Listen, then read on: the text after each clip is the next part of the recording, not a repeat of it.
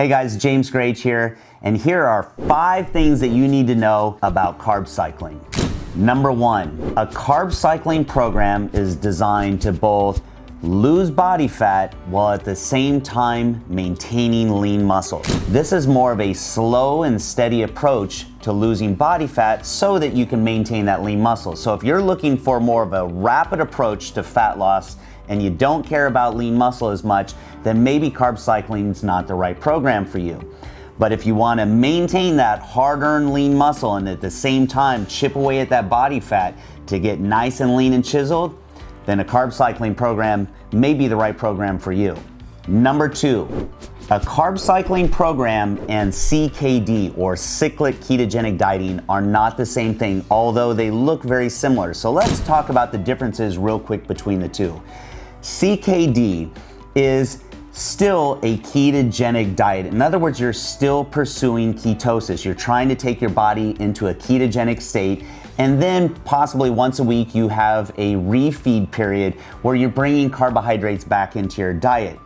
Now, carb cycling, on the other hand, you never pursue ketosis. So what you'll typically see in a carb cycling program are 3 days of low carb followed by typically 2 or 3 days of higher carb. And the reason that is because it's typically after the 3rd day that your body starts to go into ketosis. So in a carb cycling program, you're stopping before you ever hit ketosis. So that's the biggest difference between the two programs.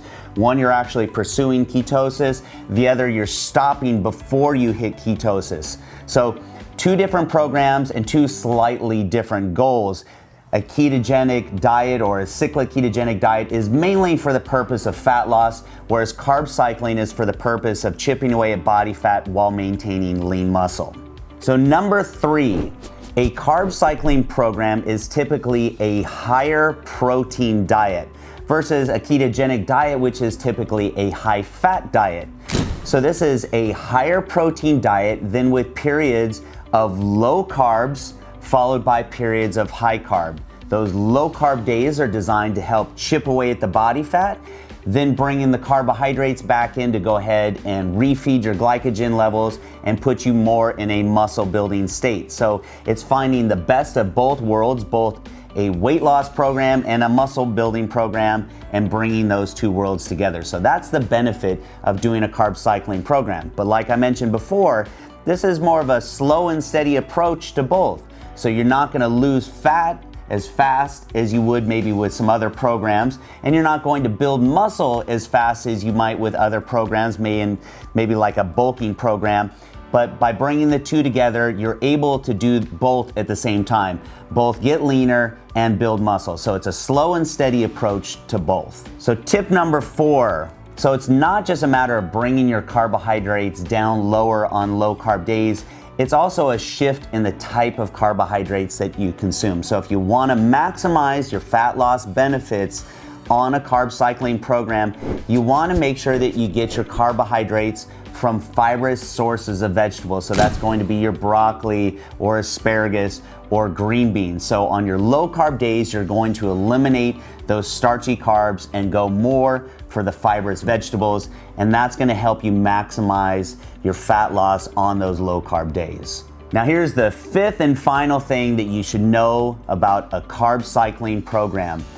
On your low carb days, as you start to deplete your glycogen levels, which simply means the stored glucose in your muscle and your liver, so meaning the carbohydrates you eat turn to glucose, stored as glycogen. So as you eliminate your carbohydrate source, you're also going to lower your glycogen stores. And as you do this, you're also going to drop water. That's why you hear people talk about anytime they do any kind of low carb diet, they immediately see a drop in weight, and that weight is in the form of water. And that's because glycogen holds 3 times its weight in water. So as you drop glycogen, you also drop water. So you're going to see some immediate weight loss in the beginning. Now here's the other side of it. As you come back into a high carb period, you're also going to see some of that weight come back. So don't panic.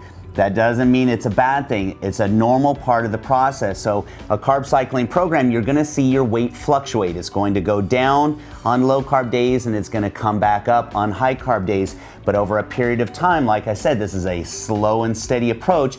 You're going to gradually chip away at that body fat. So again, this isn't a rapid weight loss approach. So when you bring your carbohydrates back in and you step on the scale, don't panic when you see some of that weight come back in.